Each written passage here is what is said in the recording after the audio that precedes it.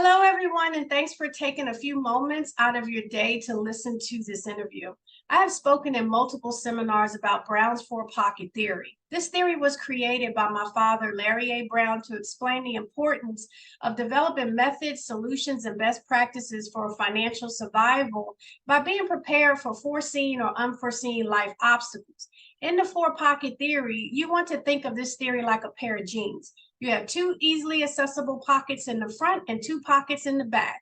Your main pocket in the front of your jeans is the first pocket, and this covers your current income stream or employment.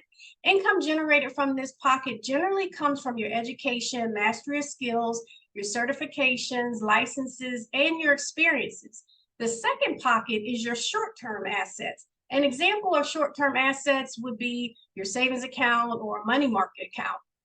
In the third and back pocket, you have other skills, education and licenses that you have continued to develop over time, waiting to be utilized when needed. And the fourth pocket is your long-term savings and assets, such as your retirement, 401ks, businesses you own, stocks, bonds, etc. All of these pockets get filled by doing one thing, and that is continuing to build skills to keep the income stream flowing in a hard economy and smooth economy. When one pocket is empty, you can reach into one of the other pockets to continue to sustain your lifestyle and pay your bills. These pockets take time to build, but the important thing to note is that you continue to build them no matter what. So my guest today is a man of many talents and skills. He has built his skill set over the years, and there is literally nothing he cannot do. It is not always about a college education to build skills. In today's economy, organizations are transitioning more aggressively to skills-based hiring models. Leaders and organizations are stating that they can quickly scale work streams and bring in the exact skills required. In other words, the right talent at the right time and cost. Workers with multiple skills are valuable, in demand, and flexible in various sectors and can scale. They bring a wide range of skills and experiences in the workplace. And with that, I want to introduce Shaun Nichols. I have a few questions for this man today, so we're going to get started. So, Shaun, tell us your age and a little bit about you and what you currently do. So I'm 27, born and raised Pensacola native, love it here. Currently, I work for a demolition company. I'm a foreman, operator, and truck driver. We're a small company, so right now we really just kind of do everything on our own. From operating, which I knew nothing about 2 years ago, but can learn quickly. It's easy to learn. They give you on-the-job training.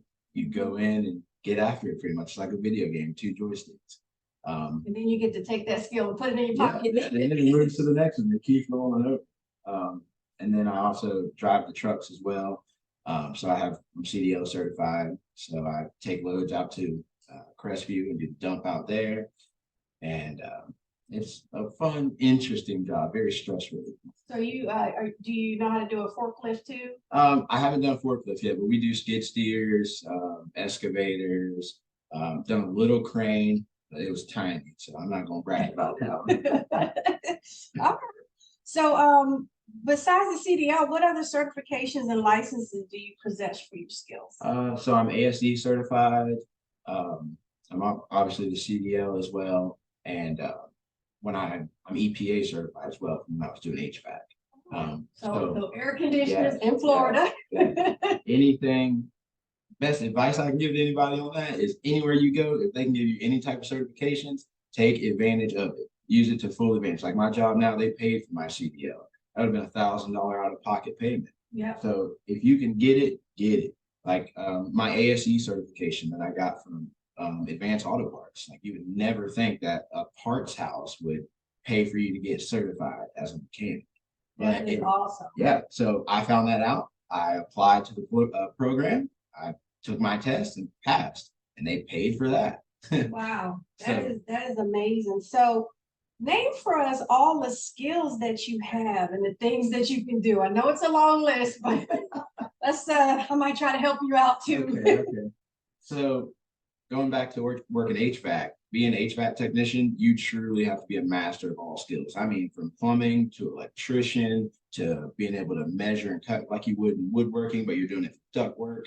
And then you have to basically be a mathematician for the numbers and the super cool. And it's so much to it that you really have to be versatile. So doing that for the years that I did was, I mean, so helpful, especially now that we own our home.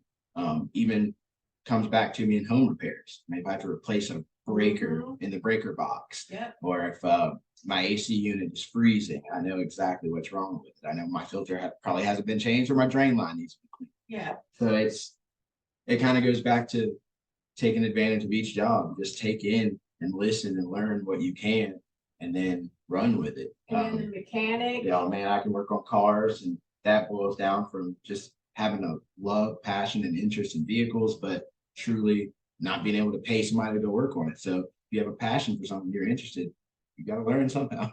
So you got carpentry, mechanic, HVAC, air conditioning, I can wire your house. electrician. I can wire it. Oh my gosh, what can you build? So I'm starting to get into that now. I'm starting on the woodworking stuff. I've never really done like the construction side, but I've had a bunch of good influences in my life. And my Uncle David is hard into like the woodsmanship, I guess you would call it. And so I'm gonna start going over there and just soaking it in. That's I really want to get into woodwork. It just and wait, let's not forget about fishing. That's Oh, a yeah. skill too. I'll fill them up out there. And then you have a pond where you're actually you created a pond and you're managing fish in the pond. That right there. So any pet shop. Yeah, I can run that. I created the entire filter system, was all custom built by me. I mean, it starts with a 5-gallon bucket and a pump and a bunch of filters in it to a waterfall, and all just things I thought of. Just things that, and you also do you know how to build computers? Yeah, I did build my computer. It's about 3 years ago, but I did build my computer. That was probably one of the more tougher things I've done, because it's a whole new field. I mean, you're out there with gloves on and these little tiny wires, and you plug the wrong thing into the wrong area and fry something. Oh my God. You know, and you spend $1,100 to do it. So man, and not to mention you know how to grow things. Yeah. I got a great green thumb thanks to my great grandpa. Oh man. He has truly blessed me with a lot of different skills, just without even knowing.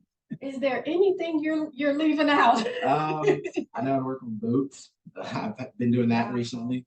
Got my boat. I mean, tip top shape. I'm so excited about that. My boss just purchased one too. Oh, you have a captain's license. I do. I did have that. I forgot about that. But my boss just purchased one, and he's been on my line every day. I'm start charging him for it. Like a helpline. Oh my God, this is amazing. So you began developing these skills at an early age. What were your drivers to push you to learn all these skills? I think my biggest motivation was truly, like I said, just having a passion in something, but not truly like my best example would be the vehicles. I mean, you know how expensive cars can get. Even just buying parts alone, you're talking $500 for whatever you're buying. Right. So having an interest in that really made it to where I'm like, wow, I want to pursue this, but I'm not at this point in my life financially to where I can just dump thousands of dollars at a shop for them to build the car that I want. Yeah.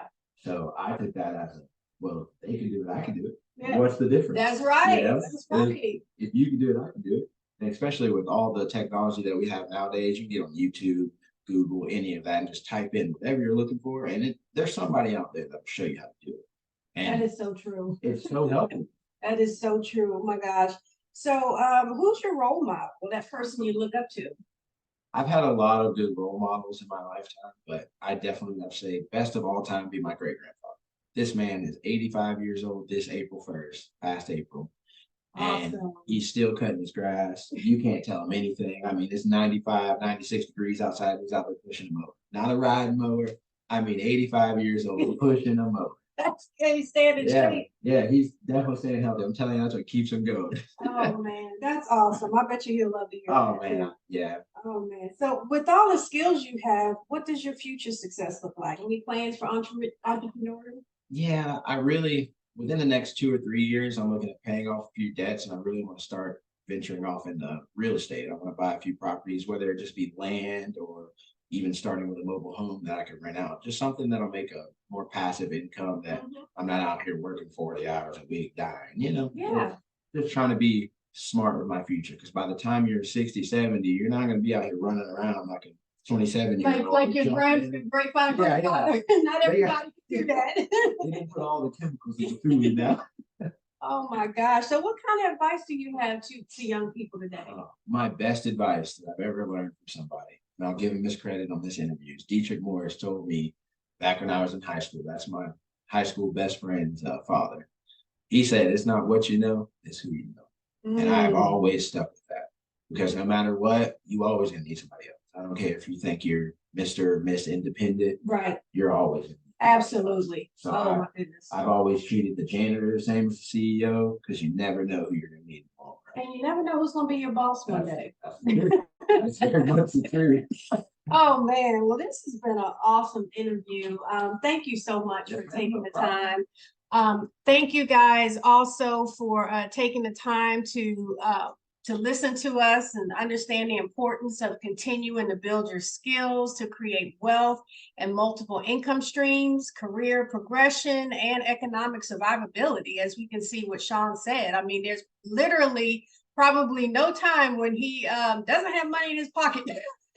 So as a quick note, the Everyday Daily Real Adult Nonprofit Learning Organization conducts several other seminars for the everyday adult navigating through life's challenges and processes. So please visit our website at www.TEDRAnonprofitlearning.org for a list of these very insightful seminars and ways to donate.